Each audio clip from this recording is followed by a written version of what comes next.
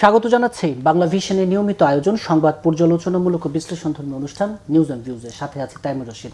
আমার সাথে আজকে আলোচনার জন্য স্টুডিওতে উপস্থিত আছেন সাবেক সংসদ সদস্য ডাক্তার হাবিবে মিল্লাত, আছেন বিএনপির বিশেষ সম্পাদক ডক্টর আসাদুজ্জামান রিপন। আপনাদের দুজনকেই স্টুডিওতে স্বাগত জানাচ্ছি। দর্শক, স্টুডিও আলোচনাগুলো করব, তবে তার আগে দিনের সবশেষ খবরগুলোর দিকে যদি একটু দৃষ্টি দেই। নিঃসন্দেহে গত দুদিন সবচেয়ে বড় আলোচিত ঘটনা ছিল ইরানে হেলিকপ্টার বিধ্বস্তের ঘটনা। ইরানের রাষ্ট্রপতি এবং পররাষ্ট্রমন্ত্রী সহ 9 জনের মৃত্যুর খবরটি। প্রেসিডেন্ট ইব্রাহিম রাইসির মৃত্যুতে শোকে ভাসছে ইরান। বিশ্ব নেতাদের সমবেদনা জানিয়েছেন বাংলাদেশের রাষ্ট্রপতি এবং প্রধানমন্ত্রীও। ভারপ্রাপ্ত প্রেসিডেন্ট হচ্ছেন ভাইস প্রেসিডেন্ট মোখবার। ছিল দেশের কিছু গুরুত্বপূর্ণ খবরও। কিছু পণ্যের দাম অযৌক্তিকভাবে বাড়ছে, কঠোরভাবে বাজার মনিটরিংয়ের নির্দেশ দিয়েছেন প্রধানমন্ত্রী শেখ হাসিনা। সোমবার মন্ত্রিসভার নিয়মিত বৈঠকে তিনি এই নির্দেশ দেন। এছাড়া ঢাকায় নির্দিষ্ট সড়কে ব্যাটারি চালিত অটোরিকশা চলাচলের অনুমতি মিলেছে।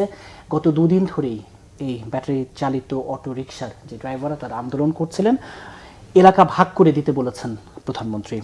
ছিল আওয়ামী লীগ বিএনপির পাল্টাপাল্টি মন্তব্য নির্ভর সংবাদ। বিরোধী নয়, অপরাধী হিসেবেই জেলে বিএনপির কোনো নেতা, বলেছেন আওয়ামী লীগের সাধারণ সম্পাদক ওবায়দুল কাদের। এদিকে বিএনপির পক্ষ থেকে অভিযোগ করা হয়েছে দরিদ্রদের অনাহারে রেখে কোটি কোটি টাকা পাচার করছে সরকার। যখন কথা বলছি, মঙ্গলবার 8টায় দ্বিতীয় ধাপে 157 উপজেলায় ভোট গ্রহণ শুরু হবে। সব প্রস্তুতি এর মধ্যে সম্পন্ন হয়েছে। নির্বাচন কমিশনার আলমগীর বলেছেন, ভালো প্রার্থী না থাকলে অনেক সময় ভোট দেন না ভোটাররা। দিনের গুরুত্বপূর্ণ প্রধান খবরগুলো ছিল এই। স্টুডিও আলোচনা শুরু করব সাবেক সংসদ সদস্য ডাক্তার হাবিবে মিল্লাত। ইরানের ঘটনা বলছিলাম, হেলিকপ্টার বিধ্বস্তের ঘটনায়। এই যে ঘটনাটা ঘটলো, নতুন ইরানের যে নেতৃত্ব, তাদের সামনে আসলে বড় চ্যালেঞ্জ কি হবে? এবং যদিও এরই মাঝে ইসরায়েল এক ধরনের বক্তব্য দিয়েছে যে তারা এই ঘটনার সাথে কোনোভাবে জড়িত নয়, কিন্তু এক ধরনের সন্দেহের তীর কিন্তু তাদের দিকে যাচ্ছে। সব মিলে মধ্যপ্রাচ্য পরিস্থিতি, যে এই অঞ্চলের রাজনীতি ভৌগোলিক একটু কি জটিল হয়ে গেল কিনা, ডাক্তার হাবিবে মিল্লাত? ধন্যবাদ আপনাকে। আপনি দেখুন, ব্যাপারটি খুবই দুঃখজনক। এবং ইরান একটি দেশ, যে দেশটি ওই এলাকায় মাথা উঁচু করে দাঁড়াচ্ছিল, যে নেতৃত্বের মাধ্যমে তার দ্বিতীয় সর্বোচ্চ ব্যক্তি, দেশের প্রেসিডেন্ট, তিনি একটি উন্নয়ন প্রকল্প শেষ করে আজারবাইজান থেকে ফিরছিলেন এবং সেখানে হঠাৎ করে হেলিকপ্টার দুর্যোগে পড়ে, এখন দুর্ঘটনা আমরা জানি না, যে কারণে হোক তারা সকলেই শাহাদাত বরণ করেছেন। আল্লাহ তাআলা তাদেরকে ব্যস্তবাসী করুক। কিন্তু সমস্যাটা আসলে রয়ে গেল এ কারণেই যে তারা যে দূরদর্শিতার সাথে ইরানকে একটি স্বাবলম্বী দেশ হিসেবে গড়ে তুলছিলেন, বিশেষ করে এই ইসরায়েলি অত্যাচারে, যেখানে গাজাতে প্যালেস্টিনিয়ানদের এই অবস্থা, সেইখানে কিন্তু তারা বরাবরই সমর্থন দিয়ে যাচ্ছিল। আমরা চাই না রক্তক্ষয়ী সংঘর্ষ, কখনোই চাই না, কিন্তু মানুষের নিজের দেশকে রক্ষা করা, জাতিকে রক্ষা করার অধিকার রয়েছে। যে কাজটি ফিলিস্তিনিরা করছে সেটা আমরা সম্পূর্ণভাবে সমর্থন করি। তো নতুন যে নেতৃত্ব এসছে, আসলে ইরানের নেতৃত্ব তো যদিও সেভাবে গণতান্ত্রিক নয়, কিন্তু পরবর্তীকালে যে প্রেসিডেন্ট, যিনি ভারপ্রাপ্ত ভাইস প্রেসিডেন্ট যদিও দায়িত্ব পেয়েছেন, কিন্তু পরবর্তীকালে তাকেও নির্বাচনের মধ্য দিয়ে আসতে হবে। তাকে শুধুমাত্র মনোনীত হয়ে থাকতে পারবেন না, 50 দিনের মধ্যে আসতে হবে। অন্যদিকে প্রধানমন্ত্রী হয়েছেন, অভিজ্ঞতা রয়েছে। তবে প্রেসিডেন্ট এবং পররাষ্ট্রমন্ত্রীর প্রশংসা ছিল, তারা নেগোসিয়েশনে ভালো ছিলেন, তারা দেশকে সামনের দিকে নিয়ে যাচ্ছিলেন। এখন সময় বলতে পারবে পরবর্তী নেতৃত্ব কি করে। তবে আমার মনে হয় যে তারা যেহেতু একই মনোভাবা সম্পন্ন, ইরানের জন্য এটা বিরাট ক্ষতি, তবে তারা ক্ষতি পুষিয়ে উঠতে পারবে বলে আমি বিশ্বাস করি। ওই যে প্রশ্ন থেকে গেল, মার্কিন হেলিকপ্টার একটি বড় প্রশ্নের জায়গা, ইসরায়েলের ভূমিকা।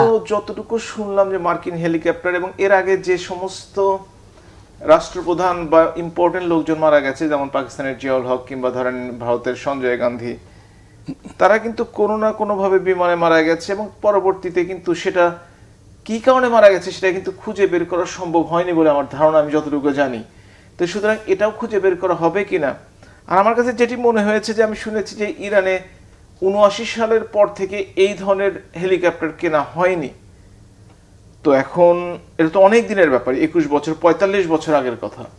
তো হেলিকপ্টারটি পুরনো কিংবা কোনো কারণে এটা ফেলে দেওয়া হয়েছে কিনা, এটা আসলে তদন্তের মাধ্যমে জানা যাবে, তার আগে আসলে জানা সম্ভব না। তবে সবসময় এইখানে আমরা সন্দেহের তীর থাকেই যে দুর্ঘটনা ঘটিয়ে ফেলা হতেও পারে ইরানকে, এবং আপনারা তো দেখেছেন যে এ পর্যায়ে বিশেষ করে আমেরিকা ইসরায়েলরা তারা তো এর ব্যাপারে সবসময় সমালোচনায় মুখর, এবং স্যাংশনের পর স্যাংশন দিয়ে আছে, প্রায় ৬,০০০ স্যাংশন আছে ইরানের বিরুদ্ধে, সেটা তো আপনারা জানেন নিশ্চয়ই।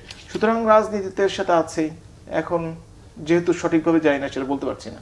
জি, ডক্টর আসাদুজ্জামান রিপন, এই যে বলছিলাম ইরানের নতুন ধন্যবাদ নেতৃত্ব আপনাকে। বড় চ্যালেঞ্জ।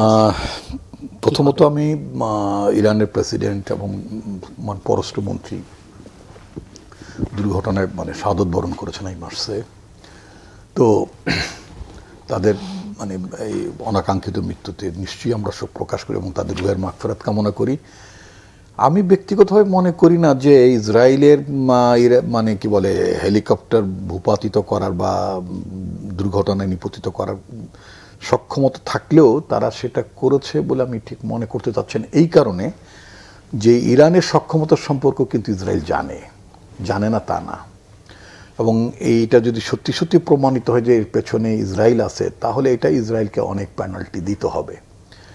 প্রত্যেকটা জিনিস তো একটা শেষ আছে। ইসরায়েল নিজেদেরকে যত ক্ষমতাধর মনে করুক না কেন, ইসরায়েলের আপনার রাষ্ট্র হিসেবে ইসরায়েলের পতন কিন্তু খুব অনিবার্য। আমি বিং এ মুসলিম, আমি মনে করি তার এই রাষ্ট্রের পতন খুব অনিবার্য।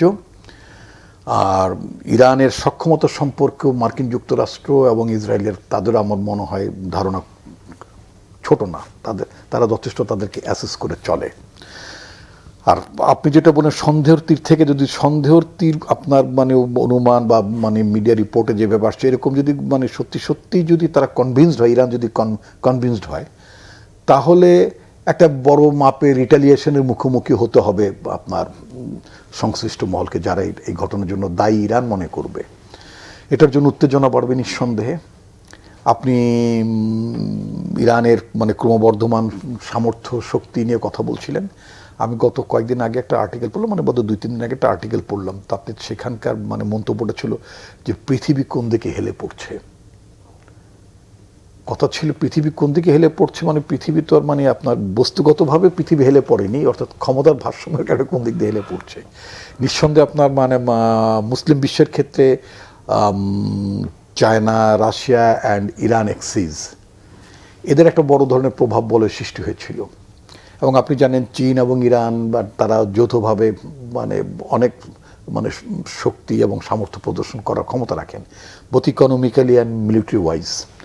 সাথে যদি আপনার ইরান থাকে, তাহলে ঘটনাটা অন্যরকম দাঁড়ায়। এবং মিডল ইস্টে আমরা যেটা দেখেছেন, সৌদি আরব দীর্ঘ সময় আপনার ইরানের সাথে তাদের বৈরিতা ছিল, সেটা চীনের মধ্যস্থতায় তারা সেটাকে পাশ কাটিয়েছেন। ইরানের সাথে তারা সম্পর্ক উন্নয়ন করার চেষ্টা করেছেন, তাদের অ্যাম্বাসি আবার রিওপেন করেছেন। সব কিছু মিলিয়ে ইরান একটি জায়গায় পৌঁছে যাচ্ছিল, এবং যার পরিপ্রেক্ষিতে মার্কিন যুক্তরাষ্ট্রের তরফ থেকে তাদের যে আপনার তাদের যে ডিফেন্স আছে কি বলে সিকিউরিটি অ্যাডভাইজার প্রেসিডেন্টের, তার তরফ থেকে একটা সৌদি আরবকে একটা চাপও দেওয়া হয়েছিল যে এই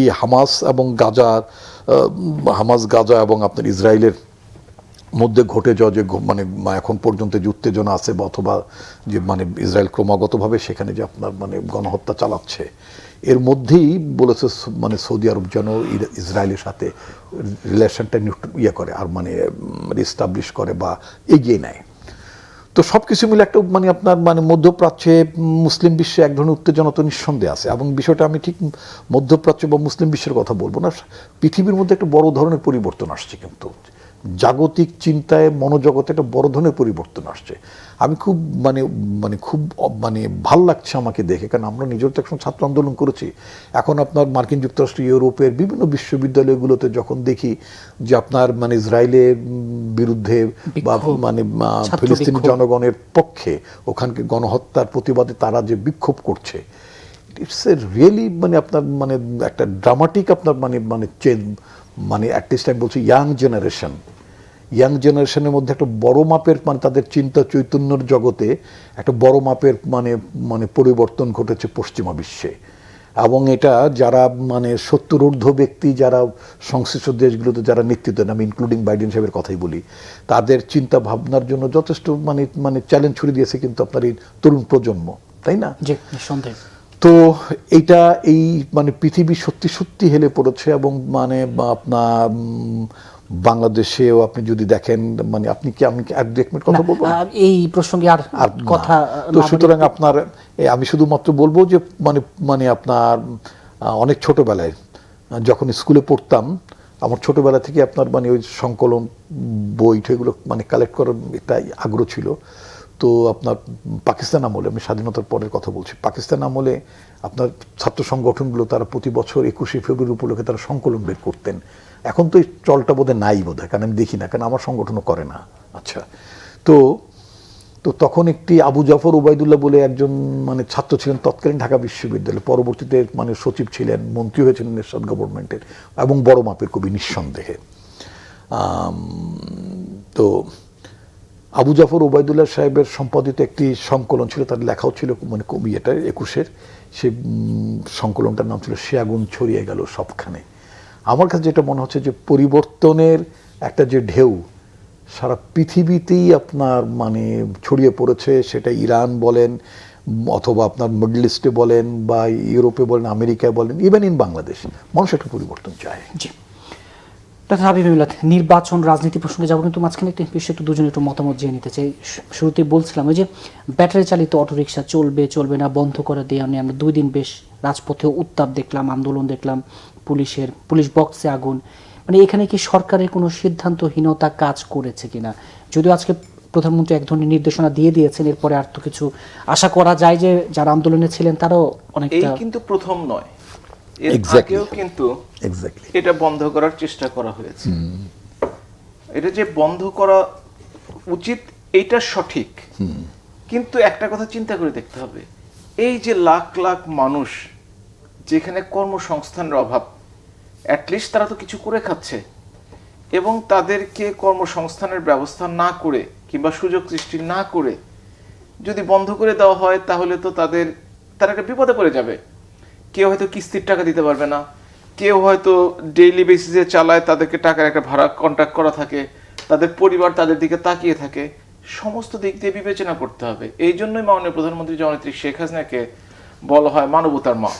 উনি কিন্তু মানবতার ক্ষেত্রে এখন পর্যন্ত যে কোনো সিদ্ধান্ত নিতে, যত ক্ষতি হোক না কেন, যত কিছুই হোক না কেন, তিনি মানবতার পক্ষে থাকেন সবসময়, এবং সেই জন্যই তিনি এখন পর্যন্ত এরকম জনপ্রিয়। যাই হোক, যে কাজটি আজকে হয়েছে সেটি আমি মনে করি সঠিক। তবে একটি কথা, যে এর ফলে যে বৈধ অবৈধ একটি ব্যাপার অবশ্যই আছে। ধরেন সিটি কর্পোরেশন লাইসেন্স একটা নির্দিষ্ট পরিমাণ দিয়েছে, তার যে কয়েক গুণ আসলে রিক্সা চলে, তার কোনো সন্দেহ নেই। ঘটনাটি হচ্ছে মানুষজন তো কর্মসংস্থানের দরকার। আবার দ্বিতীয় হচ্ছে, এই জিনিসগুলো যে বিদেশ থেকে আসছে এগুলো তো বন্ধ করা হচ্ছে না। এমনি তো ঘরে তৈরি করে তো রিক্সা ব্যাটারি লাগাতে পারবে না, আসছে তো সেগুলো এই কারণেই আসছে, এবং হাজার হাজার আসছে, লাখ লাখ আসছে, সেটাও তো বন্ধ করা হচ্ছে না, সেদিকটাও নজর দেওয়া দরকার। প্লাস আমার যেটা মনে হয় যে যে কোনো সিদ্ধান্ত নেওয়ার আগেই একটু চিন্তা ভাবনা করে সকলের সাথে আলোচনা করার দরকার আছে, তাছাড়া ভুল হওয়ার সম্ভাবনা থাকে।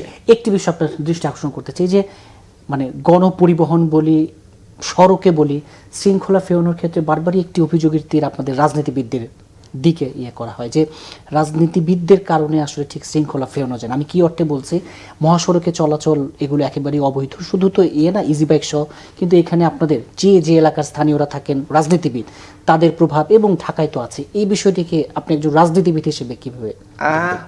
আমি যে এই দোষটা অস্বীকার করবো সেটা নয়, যে তারা রাস্তার উল্টো দিক দিয়ে চলে, রাস্তার গতি মানে না, কথাটা সবার ক্ষেত্রে সত্য না হলেও কারো কারো সত্য। গতি মানা কিন্তু সুযোগ নেই, কারণ ওর তো নেই, ও যে ইয়েটা চলে, ওই যে মেশিনটা পেছনে লাগে। কথা বলিনি, ওটার কথা বলিনি, উনি অন্য প্রশ্ন করেছেন। না, আমি ওইটি তো আছেই, কিন্তু এটিও বলছি আমি যে এই যে যানগুলো, এগুলো চাঁদাবাজি একটা সম্পর্ক, চাঁদাবাজি সেখানে আছে, কোনো সন্দেহ নেই। স্থানীয় সংসদ সদস্যদের, এখন আমি সংসদ সদস্য 10 বছর ছিলাম, আমি আসলে বুঝতে পারিনি যে এই অঞ্চলে চাঁদাবাজি করা যায় এবং চাঁদা নেওয়া যায়। এই খাতেও যে চাঁদাবাজি, এখন যদি কেউ নিয়ে থাকে, এটা তাদের ব্যক্তিগতভাবে, শুধু রাজনীতিবিদ বা জনপ্রতিনিধি না বলে, তাহলে যারা আইন শৃঙ্খলা বাহিনীর সাথে জড়িত, বিশেষ করে পুলিশ, নিঃসন্দেহে বিশেষ করে যারা এলাকার প্রশাসনের সাথে জড়িত, তারা কিন্তু সবারকে ঢালাওভাবে বলা আসলে ঠিক হবে না। নিঃসন্দেহে ঢালাওভাবে বলা ঠিক হবে না। সেই জন্যই আমি মনে করি যে কোথাও কোথাও আছে, এবং আমি তো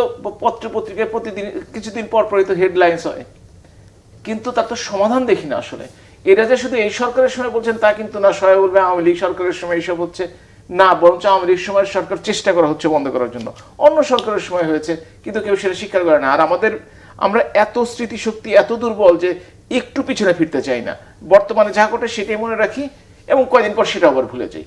জি, ডক্টর আসাদুজ্জামান রিপন, এই ইস্যুতে আপনার মন্তব্য জানতে চাইবো। সাথে আমি দেখুন, বলছিলাম যে এটা গতকালকে বা গত পরশু বোধহয় মানে আপনার সড়ক পরিবহন মন্ত্রী ওবায়দুল কাদের সাহেব উনি একটা সিদ্ধান্ত দিয়েছেন। It's a major decision I must say. কারণ পত্রপত্রিকা যেটা দেখলাম সারা দেশে অ্যারাউন্ড 50 লাখের মতো কিন্তু আপনার এই যে ব্যাটারি চালিত বা ইজি বাইক অথবা ডিফিকাল্ট বাইক হোয়াট এভার যেটাই বলেন না কেন, এই জাতীয় জিনিস, পায়ে চালিত রিকশা নাই বললেই চলে, এই জাতীয় জিনিস আছে। আমি মাঝে মধ্যে তো আমাকেও রিক্সায় উঠতে হয়, আমি তো মোটামুটি সাধারণ জীবনযাপন করার লোক, হাঁটি অথবা রিক্সা চলি। তা আমাকে বাসা থেকে বারবার মনে করিয়ে দেয় আমি যেন আদৌ রিক্সা ওঠার আগে যেন একটা জিনিস খেয়াল করি যে পেছনে কিছু লাগানো আছে কিনা, অর্থাৎ এই ইঞ্জিন চালিত কিনা, মোটর চালিত একটা মোটর টোটর আছে কিনা, যদি থাকে আমি যেন ওটা না উঠি। কারণ ওরা তো ব্রেক করতে পারবে না, তো চলতেছে, রাস্তার রাজা চলতেছে। ডাক্তার এই জন্য সম্ভব চিকিৎসকের পরামর্শ। তো যাই হোক, এখন কথা হচ্ছে কি যে ওবায়দুল কাদের সাহেব যে ডিসিশনটা দিলেন এবং মোটামুটি আমি কিন্তু ওনার ডিসিশনের বিপক্ষে না, আই মাস্ট সে। ওনার ডিসিশনটাকে আমি মনে করি কারেক্ট।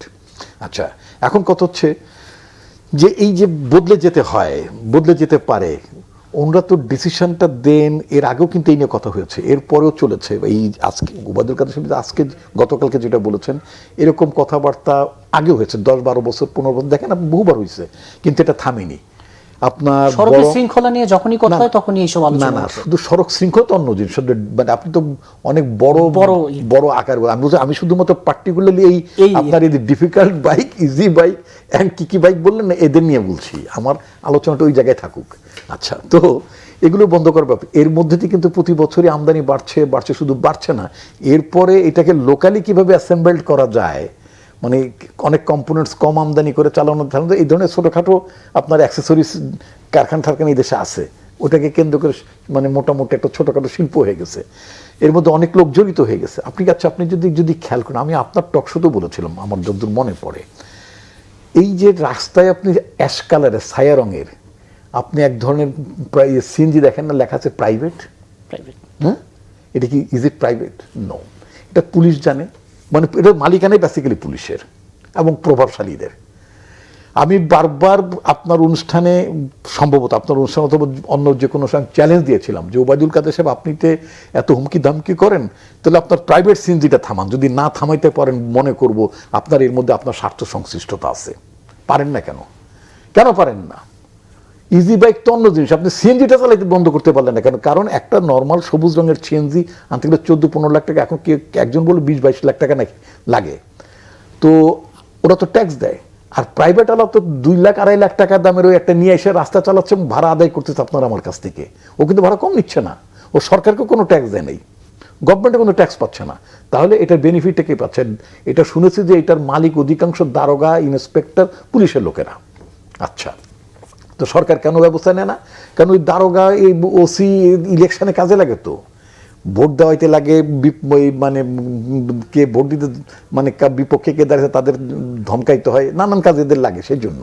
এখন আসেন আজকে প্রধানমন্ত্রী যে কথাটা বলছেন, প্রধানমন্ত্রী এটা করার কোনো বিকল্প নাই, কারণ প্রধানমন্ত্রী কথা শুনছেটা কে শুনছে বলেন?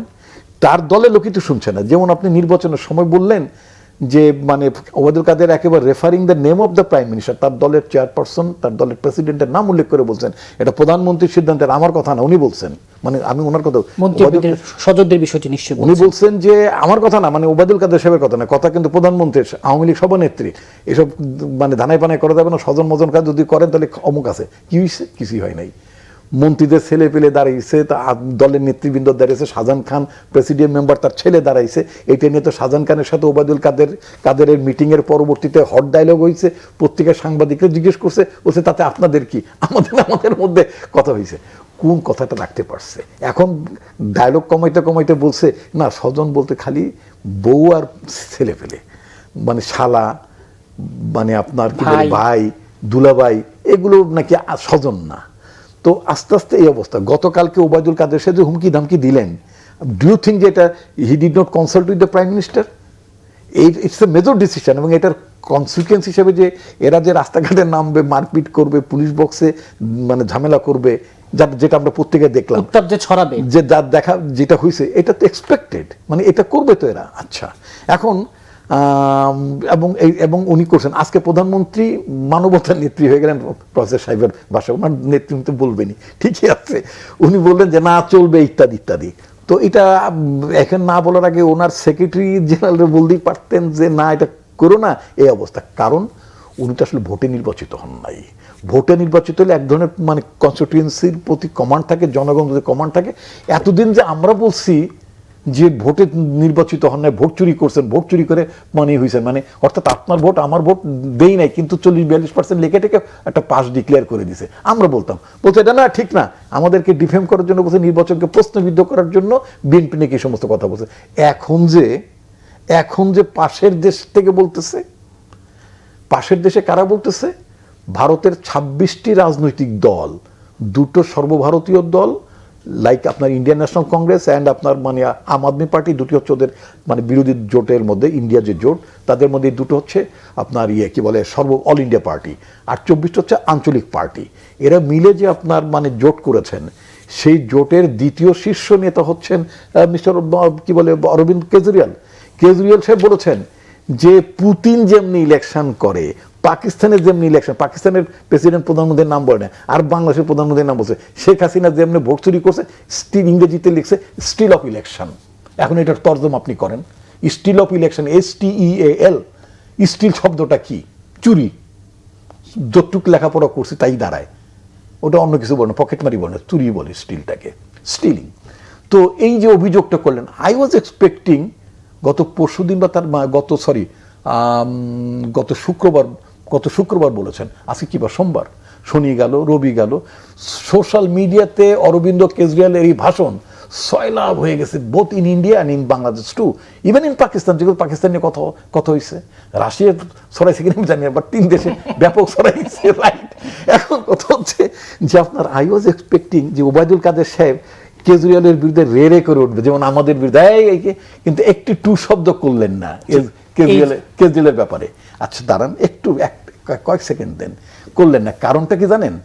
কারণটা হচ্ছে যে এই পর্যন্ত 4th ফেজে ইলেকশন হয়ে গেছে ইন্ডিয়ায়, আরো 2-1টা ওদের বাকি আছে না, 6-7 ফেজে ইলেকশন, 5 ধাপ হয়েছে, আরো 2 ধাপ আছে, 2 ধাপ 5টা হয়ে গেছে ইতিমধ্যে। এক্সিট পোল যা বলতেছে এবং ভোটের যা কাউন্টিং হচ্ছে, ইন্ডিয়া জোট মানে কেজরিওয়াল সাহেবরা বা ইন্ডিয়ান ন্যাশনাল কংগ্রেস, প্লিজ এটা রিলেটেড। তো সেখানে তারা বলতেছেন যে আপনার বলতেছে যে মানে মোদি মানে সংখ্যাগরিষ্ঠতা পাবেন না এবং তারা জিতবেন। এখন এই যে ক্লেম করতেছেন, এবং মোদিরও চিন্তায় ভাস পড়ছে, যার জন্য এন্টি মুসলিম ক্যাম্পেইন করা শুরু করছে। এখন আমার ধারণা ওবায়দুল কাদের সাহেব অ্যান্ড হিজ গভর্নমেন্ট তারা চিন্তা করছে, যদি ঘটনাক্রমে যদি ইন্ডিয়া জোট মানে 26 দলীয় বিরোধী দল যদি ইন্ডিয়া যদি চলে আসে, এখন যদি উল্টাপাল্টা কথাবার্তা যদি কেজরিওয়ালের বলি, কেজরিওয়ালের তো 7টা মানে মুখ্যমন্ত্রী আছে বিরোধী জোটের, তার মধ্যে কেজরিওয়ালের দলেরই আছে 3টে মুখ্যমন্ত্রী। কথা খেয়াল, কেজরিওয়াল ইজ নট এ ফালতু leader in India, he is a very mighty leader, I mars, এবং ভেরি পপুলার। তো এখন কথা হচ্ছে যে গভর্নমেন্ট এই জন্য কেজরিওয়ালকে ঘাটাইল না। এখন তার মানে ইন্ডিয়া থেকে যখন বলতেছে, ওখানকার একটা লার্জ সেগমেন্ট অফ পিপুল, এই 26টা দলের লোকজন আছে, তাদের অ্যাড্রেসের মধ্যে আপনার মানে বাংলাদেশে ভোট চুরি হয়েছে, শেখ হাসিনা ভোট চুরি করছে, এটার ব্যাপারে তো ওবায়দুল কাদের কিছু বললো না। এই যে কেজরিওয়ালের বক্তব্যের জবাব দিল না। আমি আসলে মোদির রচনা শুনলাম, আপনি শুরু করলেন ইজি বাইক দিয়ে, কিন্তু যত কিছুই বিএনপি প্রশ্ন করেন তারা নির্বাচন নিয়ে আসবে, কারণ আসবো তো বটে, কারণ গভর্নমেন্ট ফেল করছে। এই যে মনের মধ্যে তাদের একটা কষ্ট রয়ে গেছে, আমি জানি না, কষ্ট, ভোট দিতে পারি না, জনগণ ভোট দিতে পারে না, নির্বাচনে ভোট শুধু না, নির্বাচন দাঁড়াতেও পারে না, এমন একটা পার্টি যে সেই অভ্যাসটা নাই নির্বাচনে দাঁড়ানোর। ভোট দেওয়া তো পরের কথা। তো যাই হোক, যে কথাটা বলছিলেন যে মোদি যখন জিতে আসে তখন বিএনপি অফিসে মিষ্টি খাওয়া হয়, আবার যখন মোদির বিপক্ষ পার্টি কোনো আওয়ামী লীগ বিরোধী বা আমাদের দলের বিরোধী কোনো কথা বলে, মানে মনে আনন্দের বন্যা বয়। কিন্তু একটা ঘটনা কি জানেন, বাংলাদেশের রাজনীতি করবে বাংলাদেশের জনগণ, বাংলাদেশের রাজনীতি পরিবর্তন যাই হোক না কেন বাংলাদেশের জনগণই করবে, ইন্ডিয়ার জনগণ এসে পরিবর্তন করে দিতে পারবে না। পারবে না, কিন্তু তখন ওরা আমাদের বিরুদ্ধে বলে, ইচ্ছা হয় যে তারা কারো কারো কথায় খুশি হবে, তো তাদের দল জয়েন করে ফেলুক না কেন, কারণ তাদের তো নেতৃত্বের অভাব আছে এই মুহূর্তে। তো কেজরিওয়ালের মতো যদি একজন নেতা দিল্লি থেকে উঠিয়ে ঢাকায় আনা হয় এবং বিএনপি যদি তাকে সমর্থন করে, তার নেতৃত্ব হয়তো তাদেরকে তাদের যে জনসমর্থন, তাদের যে ভোট, সেই ব্যালটকে তারা ব্যালট বাক্স পর্যন্ত হয়তো পৌঁছাতে পারবে বলে আমার ধারণা। কারণ নেতৃত্বের শূন্যতার জন্য বিএনপির আজকের এই অবস্থা। যে কথাটি বলছিলেন আপনি যে আওয়ামী লীগের পক্ষ থেকে এখন প্রত্যেকটি কথার জবাব দিতে হবে। এই কথাগুলো, যে কথাগুলো একটু বিতর্কিত হয়, যে কথাগুলো, আমি যদি সারাদিন টকশোতে ভালো কথা বলি, আপনারা কোনোদিন ইউটিউবে সে কথাটি দিবেন না। আমি যদি একটু বাঁকা করে কথা বলি, দেখবো যে এটা ভাইরাল হয়ে গেছে। এটাই নিয়ম। কেজরিওয়ালের কথা, ওনার যে গুরু, উনি যার হাত ধরে রাজনীতি এসছেন, তিনি বলেছেন যে তিনি লক্ষ্যচ্যুত হয়েছেন। তাকে যে ইডি জেলে নিয়ে গেল মদের লাইসেন্স দেওয়ার জন্য, আইন পরিবর্তন করে আইনের ব্যত্যয় ঘটিয়ে দিয়েছে, এই জন্য নিয়েছে। আমি জানি না ইন্ডিয়ার পলিটিক্স ইন্ডিয়া বুঝবে, উনি আমার কোনো মাথা ব্যথাই নেই, রাইট।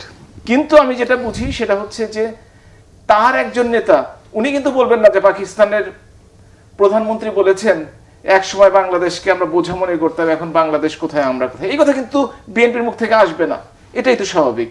কারণ তারা তো ভালো জিনিস দেখতে চাইবে না, তারা তো প্রশংসা শুনতে চাইবে না।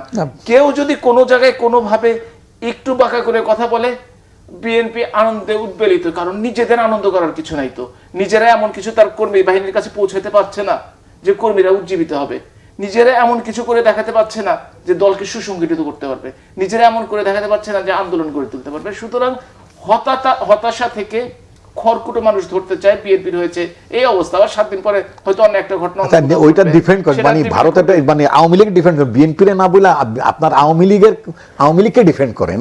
বিএনপি, আপনি তো খালি পৃথিবীর প্রত্যেক আমাদের দেশের যে মন্ত্রীরা কথা বলে, তাতে কি পাকিস্তান বিরুদ্ধে যদি যায়, তারা কি কখনো প্রোটেস্ট করতে শুনেছেন? এইটা হচ্ছে রাজনৈতিক বক্তব্য। আর উনি বক্তব্যটা কোথায় দিয়েছেন? জনসভার মধ্যে বক্তৃতাটা দিয়েছেন। জনসভায় তো আপনি আমরা কত কথাই বলি, সব কথা যদি ধরতেন তাহলে তো আর কেউ বক্তৃতা দিতে পারতো না। সুতরাং এগুলো হচ্ছে মেঠো রাজনীতির কথা, এইটা কোনো বিবৃতি না, অন্য কিছু না। সুতরাং মোদী সরকারকে ঘায়েল করার জন্য এইটা স্বাভাবিকভাবে বলবে। তো ব্যাপার ভাববেন না মোদী সরকারের বিরুদ্ধে, কারণ তারাও যে হিন্দুত্ববাদ চালু করে, রাম মন্দির চালু করে যে দেশে নির্যাতন করছে, সেটা আসলে উচিত না। আমার দেশে যদি, আমরা সেকুলার কান্ট্রির লোক, আমরা সব ধর্মে বিশ্বাস করি, সব ধর্ম সঠিকভাবে পালন করবে সেটা বিশ্বাস করি, যেটা আওয়ামী লীগের ধর্ম। কিন্তু তারা যে কাজটি করছে আমরা মেনে, এরা যদি কোনো মুসলিম দেশও করতো, আমরা সেটা মেনে নিতাম না যে কারোর উপর অত্যাচার করা হচ্ছে। আমরা গাজায় মুসলমানদের উপর অত্যাচার মেনে নিতে পারি না। তেমনি ভাবে কেউ যদি আবার, আমরা অনেক সময় তালেবানদের অনেক সিদ্ধান্ত আমরা কিন্তু মানি না, এটা সেকুলার হওয়ার কারণেই মানি না। সুতরাং এটা আমাদের নিজস্ব ব্যাপার। সুতরাং আমরা মোদী যে কাজটি করেছে সেটাও যেমন না। আর কেজরিওয়ালে এতদিন পরে একটি কি কথা বলে, যাই হোক, বিএনপি 17 বছর বেশি ক্ষমতার বাইরে, তাদের যে মনে একটু শান্তি পেয়েছে, এতে আমি সন্তুষ্ট। এটাই, বিরতিতে যাচ্ছি, বিরতির পর আবার এই আলোচনা ফিরছে। দর্শক, নিউজ অ্যান্ড ভিউজে একটি ছোট্ট বিরতি, সাথে থাকুন, ফিরছি বিরতির পর।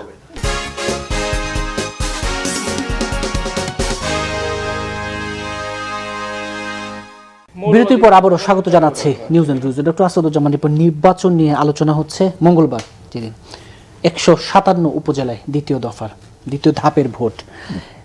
প্রথম ধাপের ভোটের নিয়ে তো এক ধরনের আলোচনা আছে, দ্বিতীয় ধাপের ভোট 157 উপজেলায়।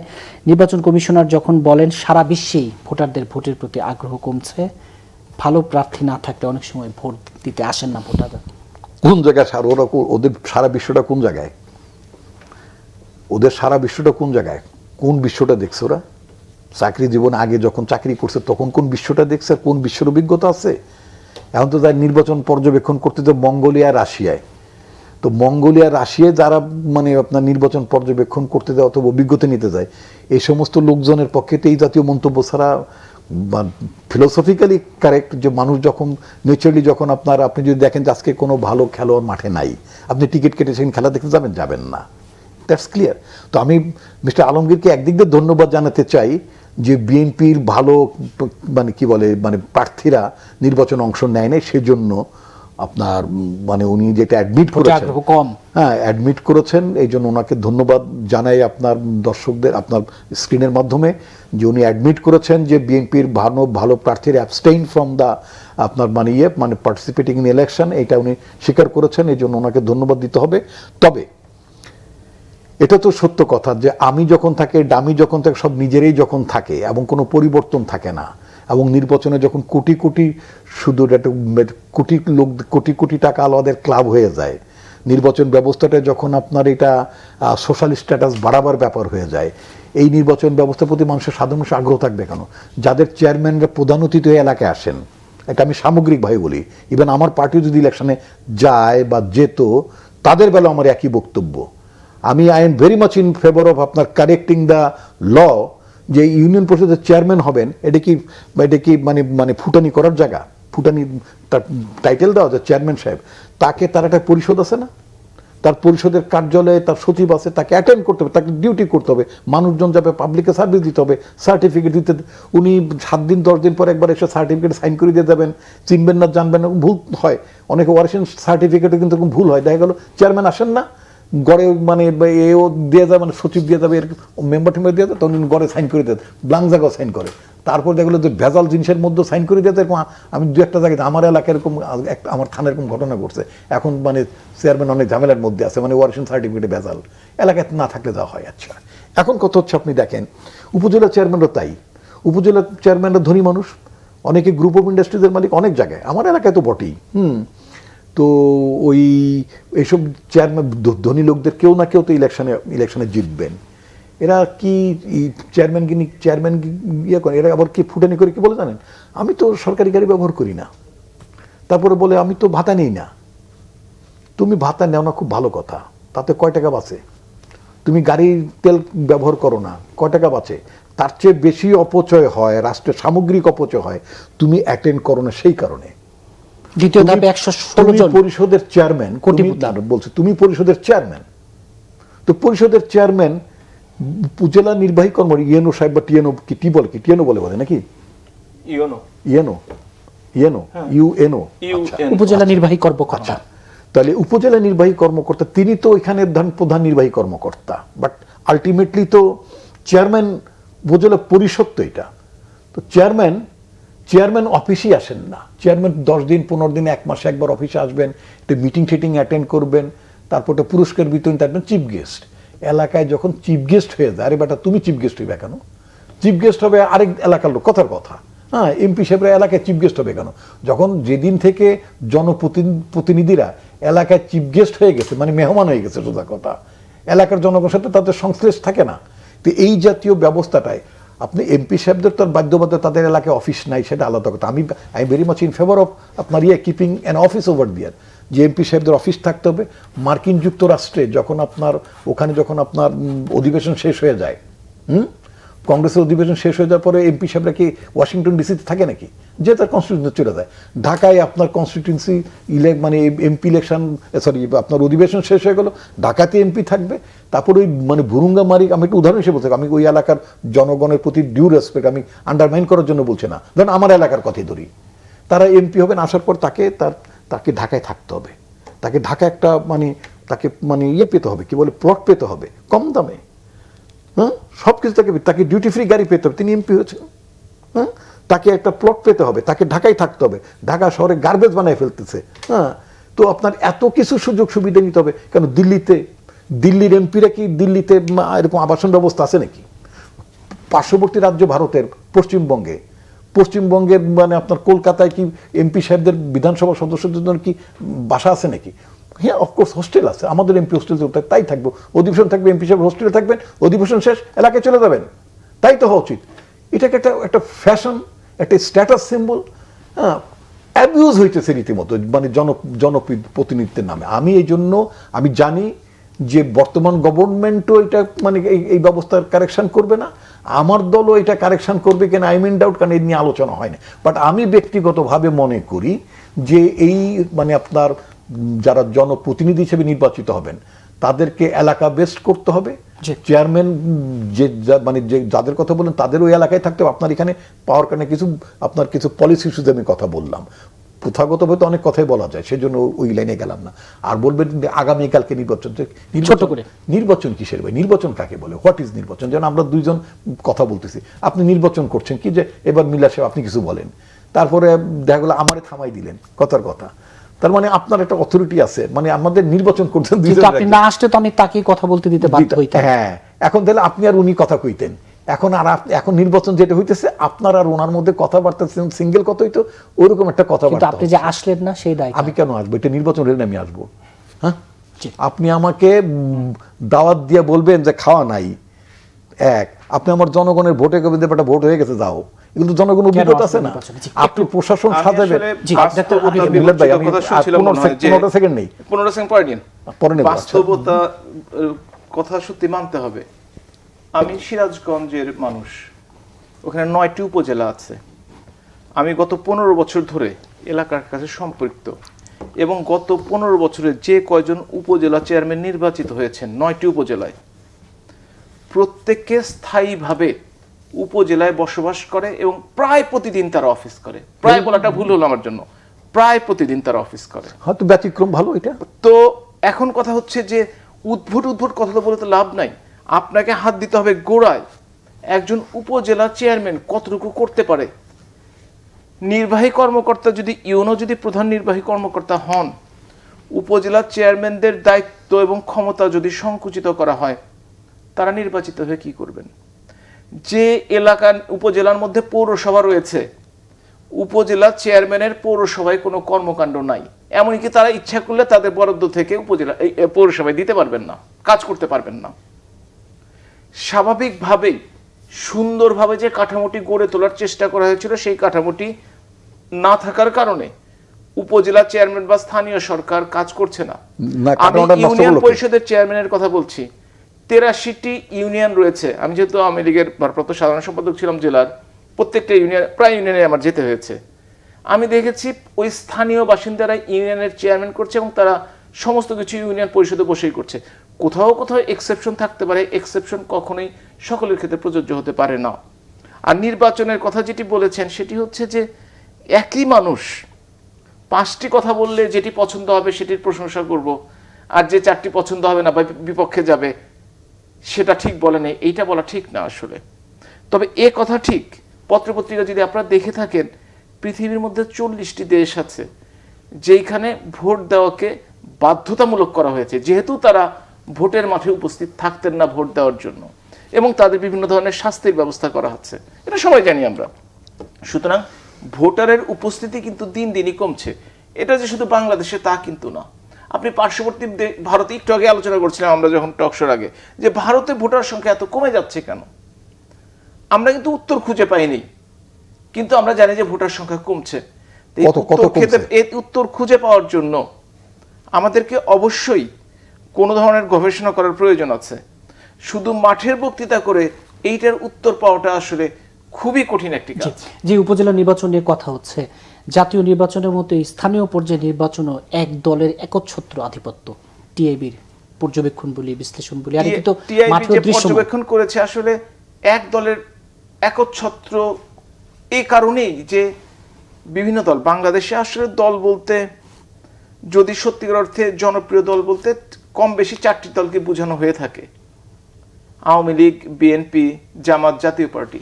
এর বাইরে যে দলগুলো আছে তাদের যদি ওই 63-65 না কয়টা দল যেন আছে, নিবন্ধিত 44টি দল আছে, যদি একদম সবাইকে এক করে দেখেন, সমস্ত জনপ্রিয়তা দেখেন, শতকরা 1/1 কম হবে। সুতরাং তাদের আলোচনাটা দূরে রাখি।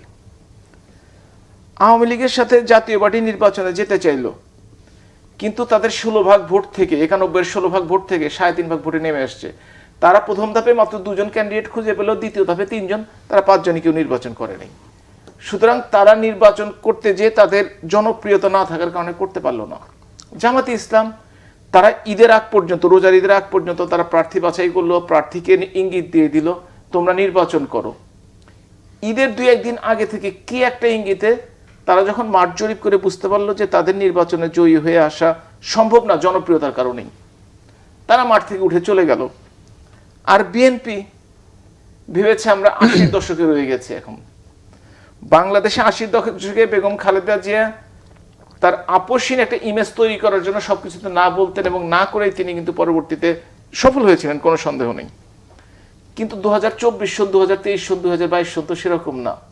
সে 1980 সনের টেকনিক কাজে লাগবে। সেই টেকনিক তারা একই টেকনিক ব্যবহার করছে এবং তাদেরটা কাজে লাগছে না। তাদের যে জনসমর্থন নেই, তাদের যে ভোটার নেই, সেটা আমি অস্বীকার করি না। ডক্টর আসাদুজ্জামান রিপন বলছিলেন যে কিসের নির্বাচন, কোন নির্বাচনে যাব, সেটা তাদেরকে ডিসাইড করতে হবে তারা কতদিন নির্বাচনের বাইরে থাকতে চান, কতদিন দলটার ধ্বংস করতে চান। আমি একটি শুধু উদাহরণ দিতে চাই।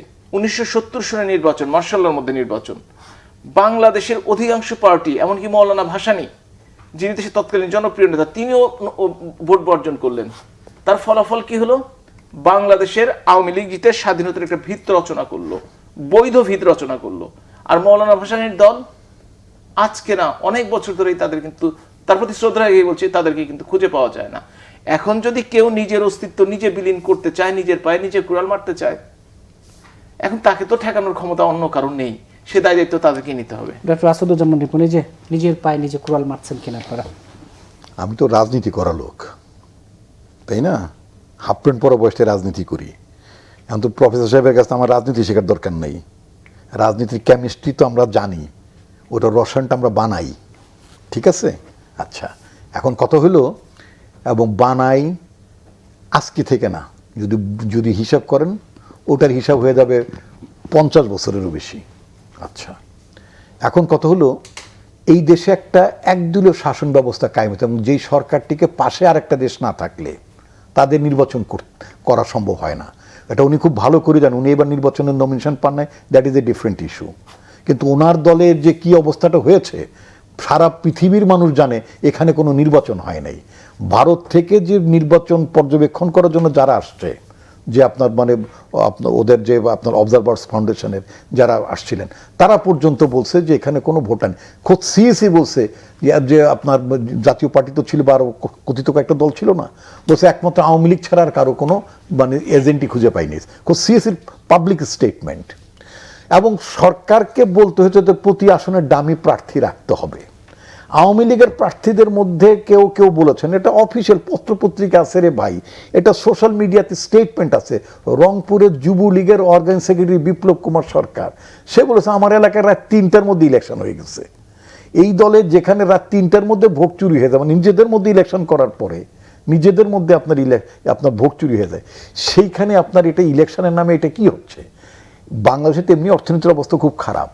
এইরকম একটা নির্বাচন করা তো বাংলাদেশে অ্যাফোর্ড করতে পারে না। বাংলাদেশ ব্যাংক গভর্নরের বক্তব্য হচ্ছে যে আপনার ইউজেবল আপনার আছে রিজার্ভ আছে $13 বিলিয়ন।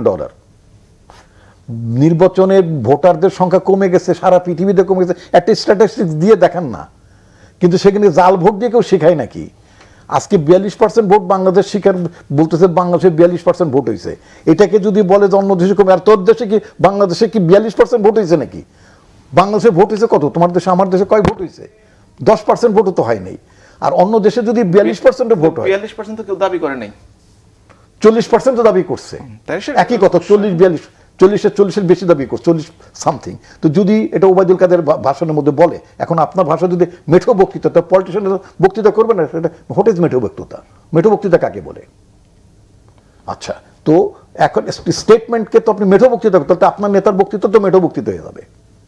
তাহলে এই যে আপনার বিদেশে যদি 38% ভোট হতো, 38% মানুষ ভোট দিতে গেছে। আর এই দেশে তো আপনার 8% লোক গেলে আপনাকে বলে দেওয়া হয় যে 40% ভোট হয়েছে। এই যে 8% লোক, 8%টা কই থেকে আসলো? আচ্ছা, আপনি আমার কথার মধ্যে পরে না, আপনি আমাকে জিজ্ঞেস করেন, আমার জানা দরকার আছে, প্রায় শুনি, আমার এটা জানা দরকার আছে। আচ্ছা, পরে বলবেন আপনার কথা, আপনি পরে জিজ্ঞেস করেন, অনুষ্ঠানের একেবারে শেষের দিকে পরে জিজ্ঞেস করবেন। এই যে কোথায় দেখা গেছে, টেলিভিশনে ফুটেজে দেখা গেছে, পত্রিকায় দেখা গেছে, ভোট খাকা করে দেখা গেছে, ভোট কেন্দ্রে কোনো লাইন নাই। তো যদি লাইনই থাকবে, যদি ভোট কেন্দ্রে লাইনই থাকবে, তাহলে ভোট আপনার 40% তো হওয়ার কথা। জি, অনুষ্ঠানের শেষের দিকে যে 80 টেকনিক আর এই 2024-এ এসে কাজ করবে, এটা উনি বুঝবেন না। আই এম সরি, এটা উনি বুঝবেন না। এটা উনি যেই বিষয় বুঝবেন সেটা আবার আমি মোটেই বুঝবো না, জানিও না, ওটা আমি পড়ি নাই, ওটা আমার সাবজেক্ট না, ওটা আমি বলবো না। ওনার মাস্টারি যেটাই সেটা তো আমি বুঝবো না, আবার আমার মাস্টারি যেটা সেটা উনি বুঝবেন না, কারণ আমি তো আমার সাবজেক্টে মাস্টার। আমি অবশ্যই আমার সাবজেক্টে মাস্টার, উনি ওনার সাবজেক্টে ভেরি মাচ মাস্টার। এক বাক্যে, কিন্তু এই যে নির্বাচন থেকে ক্রমাগত দূরে থাকার এই যে কি বলবো কৌশল, দিন শেষে কোনো কাজে দিবে কিনা? আরে বাপরে বাপ, মারাত্মক কাজে লাগতেছে। মারাত্মক। যে ওবায়দুল কাদের সাহেব কয়েকদিনে জিজ্ঞেস করলো বিএনপির কর্মী এত চাঙ্গা কেন, উনি সারপ্রাইজ হচ্ছে।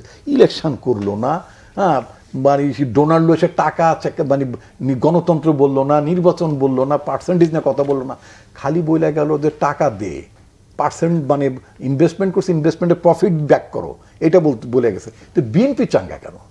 তো টাকা আমেরিকা ইনভেস্ট করছে, তার প্রফিটের অংশ আমেরিকা নিয়ে যাবে। তো বিএনপির বিএনপির চাঙ্গা হচ্ছে, আমি আওয়ামী লীগকে প্রতিপক্ষ মনে করি না শত্রু মনে করি, আমি প্রতিপক্ষ মনে করি।